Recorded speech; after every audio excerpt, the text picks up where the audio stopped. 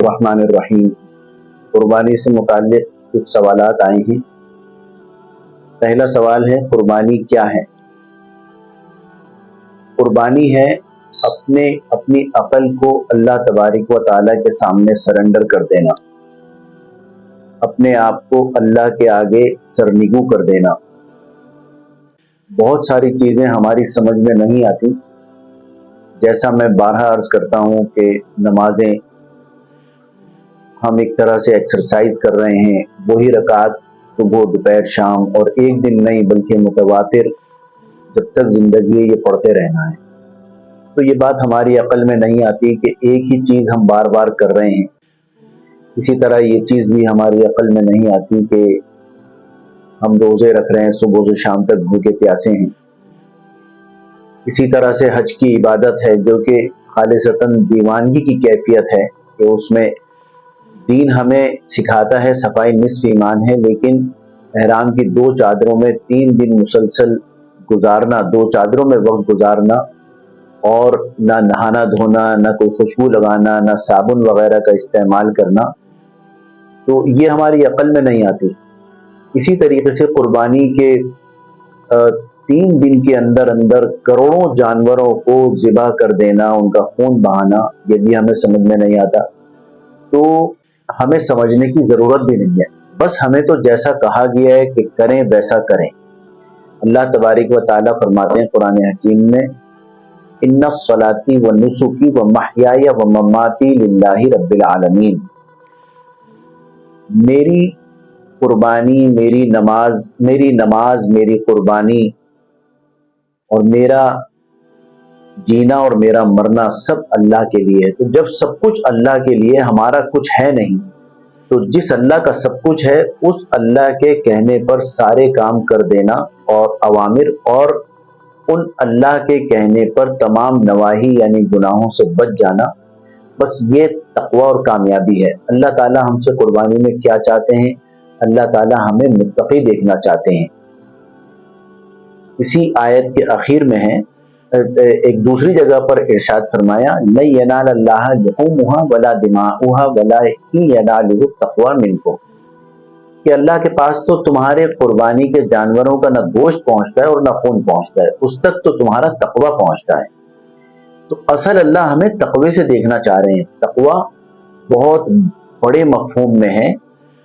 تقوی کا مطلب ہے اللہ تعالیٰ کو ہر وقت اپنے سامنے محسوس کرنا، پانا۔ جب یہ کیفیت ہوگی تو انسان گناہ نہیں کرے گا، ایک مسلمان گناہوں سے بچے گا۔ دوسرا، تقوی کے معنی یہ ہیں، جس طرح باپ کا ہمیں ڈر ہوتا ہے کہ ہمارا اتنا خیال رکھتا ہے، شفیق باپ اگر ہے، اتنا خیال رکھتا ہے ہمارے کھانے پینے کا، ہماری ضروریات کا، تو ایسے باپ کو ناراض نہ کریں۔ تو اس کی ناراضگی کا ڈر ہمیں ہوتا ہے، بس یہی ہمیں اللہ کا ڈر ہمارے دلوں میں ہونا چاہیے، کہ جو اللہ ہمیں اتنا کچھ ہمارا خیال رکھ رہے ہیں، کھلا رہے ہیں، پلا رہے ہیں، اٹھا رہے ہیں، بٹھا رہے ہیں، سلا رہے ہیں، ہنسا رہے ہیں، ہمیں اچھا اچھا پہنا رہے ہیں، ہمیں تفریح کروا رہے ہیں، ہاتھ پاؤں ہمارے سلامت، آنکھیں سلامت، کان ناک سب کچھ ہمارا سلامت، یہ اللہ تبارک و تعالیٰ جو اتنا کچھ ہمیں دے رہے ہیں، وہ اللہ ہم سے کہیں ناراض نہ ہو جائیں، ہم کوئی ایسی بات نہ کر دیں، ہم کوئی ایسا کام نہ کریں جس سے اللہ ہم سے ناراض ہو جائیں، یہ ڈر۔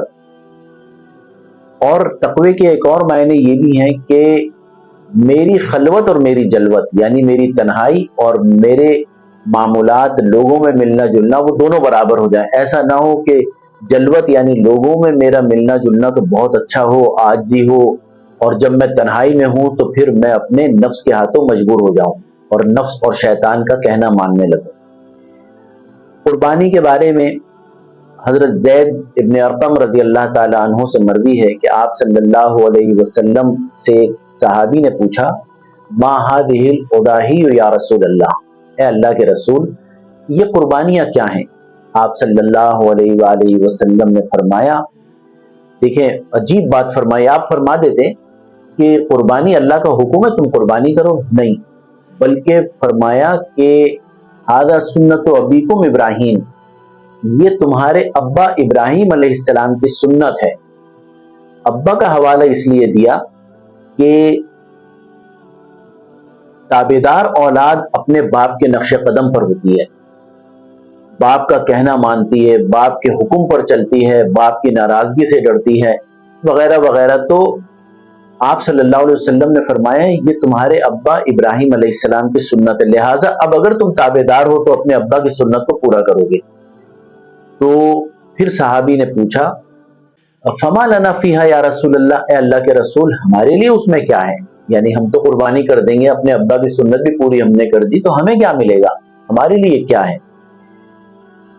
اس کا ایک بہت ہی واضح اور بڑے اس کے جوابات ہیں، لیکن مختصر جواب یہ کہ آپ صلی اللہ علیہ وآلہ وسلم نے فرمایا کہ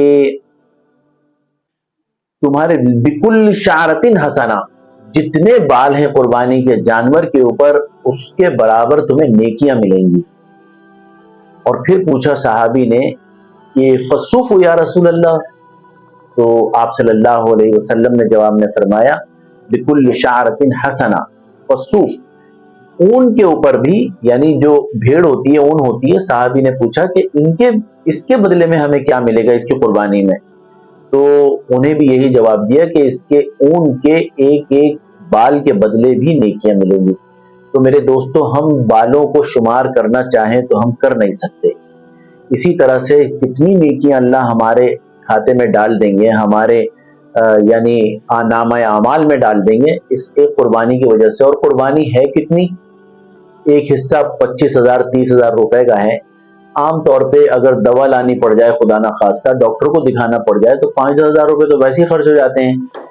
میں آج بھی جمعے کے بیان میں یہ کہہ رہا تھا کہ اگر کہیں فیس بچوں کی جمع کرنی پڑ جائے یا کوئی اور ایسا معاملہ آ جائے جو کہ ضروری ہو، تو 25-30,000 روپے تو ویسے ہی نکل جاتے ہیں.